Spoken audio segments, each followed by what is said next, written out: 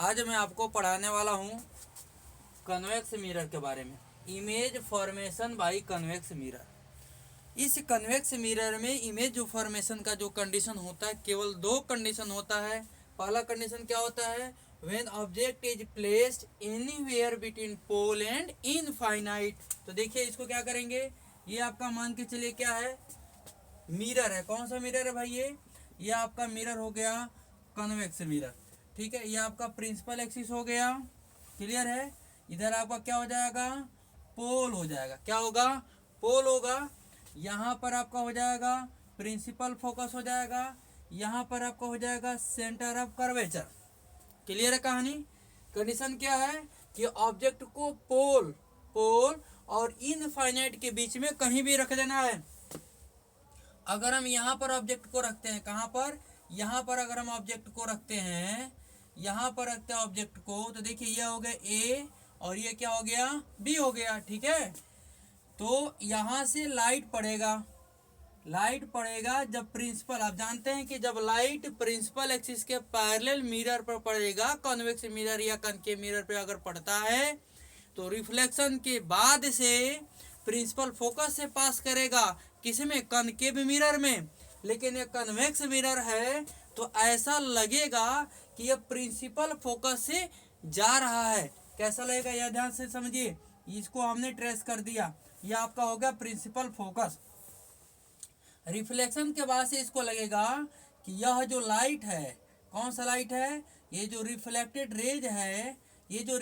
Raise है, ये लग रहा है कि प्रिंसिपल फोकस से आ रहा है, ऐसा हमको प्रतीत होगा। क्लियर है कहानी। और आप जानते हैं कि दो रिफ्लेक्टेड रेज इंटरसेक्ट करेगा, उसी समय इमेज बनेगा। तो आप समझिए बात को। अभी एक और हम ट्रेस करेंगे, वो हमारा होगा सेंटर ऑफ कर्वेचर। ये सेंटर ऑफ कर्वेचर होगा। और आप ये जानते हैं कि अगर कोई भी लाइट सेंटर ऑफ कर्वेचर से हो करके जाती है, तो जिस पाथ से हो करके जाती है उसी पाथ से वापस क्या हो जाती, आ जाती है।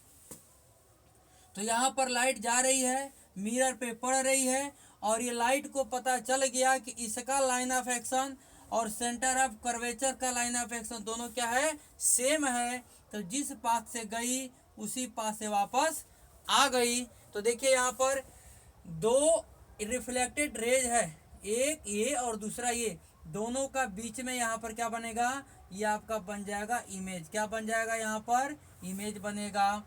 और इमेज जो बनेगा किसके किसके बीच में बनेगा, पोल और फोकस के बीच में बनेगा। किसके किसके बीच में, पोल और फोकस के बीच में बनेगा। तो समझिए ये हमारा ऑब्जेक्ट हो गया और ये हमारा इमेज हो गई। क्या हो गया हमारा, इमेज हो गया। यहाँ से लेकर के यहाँ तक का दूरी जो होता है डिस्टेंस u हो गया। यहाँ से लेकर के यहाँ तक का डिस्टेंस कितना हो गया, v हो गया। ओके, यहाँ से लेकर के और यहाँ तक का डिस्टेंस कितना हो गया, फोकल लेंथ f हो गया। क्लियर है कहानी। तो वन बाय वन करते हैं। पहला कंडीशन क्या है, u की वैल्यू हमेशा निगेटिव होगा। मैं पहले भी बताया था u की वैल्यू क्या होगा, हमेशा निगेटिव होगा, ध्यान से समझिए। सेकंड क्या होगा, v की वैल्यू इसमें पॉजिटिव होगा, क्योंकि यह x का निगेटिव डायरेक्शन है और यह x का क्या है, पॉजिटिव डायरेक्शन है। यह x का पॉजिटिव डायरेक्शन है, v आपका x के पॉजिटिव डायरेक्शन में, इसलिए v पॉजिटिव।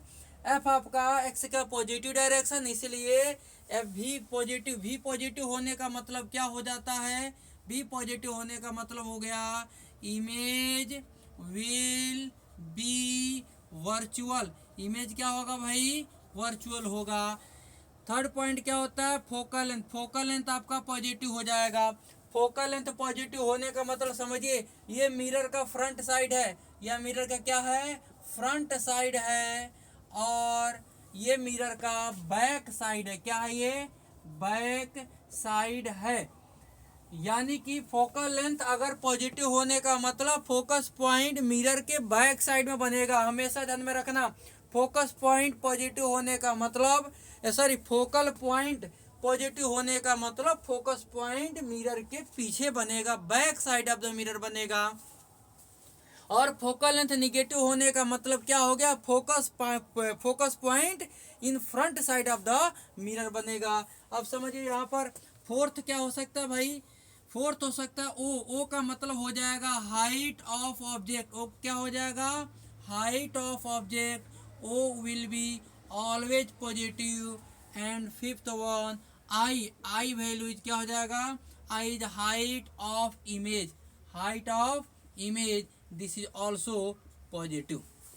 और जब आई के वैल्यू पॉजिटिव हो रहा है इसका मतलब ये है image will B inverted, image will B erect, not inverted, erect, image will B erect.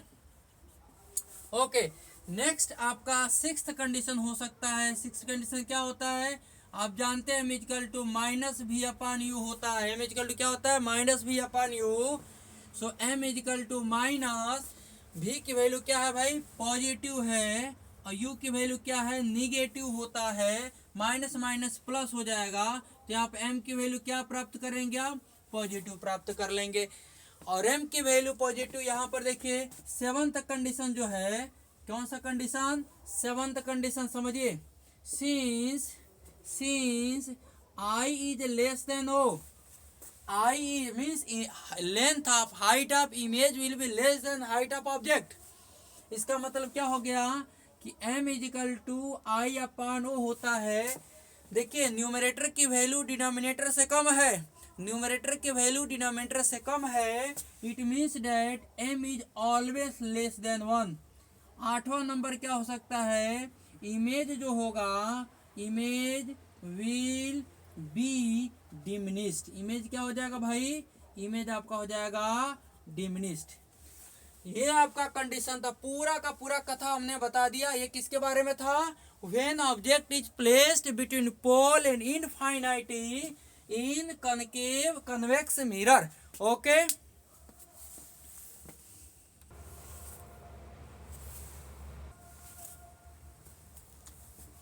देखिए सेकेंड कंडीशन क्या है, when object is placed at infinite, अगर ऑब्जेक्ट को इनफाइनाइट पर रखे तो क्या होगा, तो समझिए ये आपका कौन सा मिरर है, ये आपका कन्वेक्स मिरर है, ये आपका कन्वेक्स मिरर है, ये प्रिंसिपल एक्सिस है, क्लियर है, ये आपका पोल है।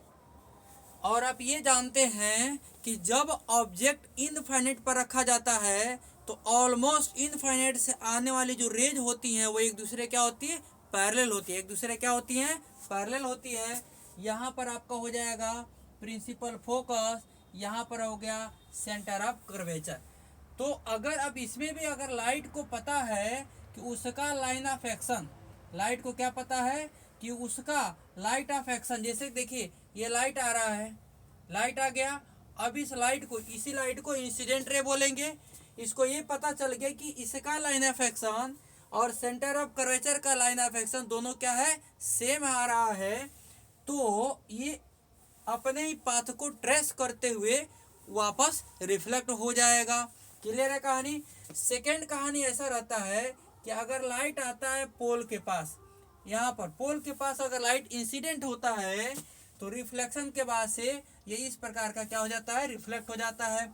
इसको बोलेंगे रिफ्लेक्टेड रेज, क्या बोलेंगे, रिफ्लेक्टेड रेज। इसको बोलेंगे इंसिडेंट रेज, क्या बोलेंगे, इंसिडेंट रेज। इसको बोलेंगे रिफ्लेक्टेड रेज, क्या बोलेंगे, रिफ्लेक्टेड रेज। और इसको भी बोलेंगे incident raise, incident raise. Okay, very good. अब इसको हम क्या करेंगे, यहाँ पर समझिए इमेज कब बनता है, जब दो रिफ्लेक्टेड रेज इंटरसेक्ट करते हैं, उस इंटरसेक्शन पॉइंट और प्रिंसिपल एक्सिस के बीच में इमेज बनता है। तो यहाँ पर देखिए एक का हमारा हो गया। सेकंड का क्या है कि ये जो रिफ्लेक्टेड जो रेज है इसी को बैक साइड में क्या कर लेंगे, हम ट्रेस करेंगे और देखेंगे कि इस यह हमारा कहाँ कट रहा है। समझिए बात को, ये कहाँ कट रहा है, ये आपका यहाँ पर कट रहा है। कहाँ पर कट रहा है, यहाँ पर। देखिए तो जो इमेज बनेगा वो इसके और इसके बीच में बनेगा। करेक्ट कहाँ बनेगा, प्रिंसिपल फोकस पर बनेगा। कहाँ बनेगा वो, प्रिंसिपल फोकस पर बनेगा।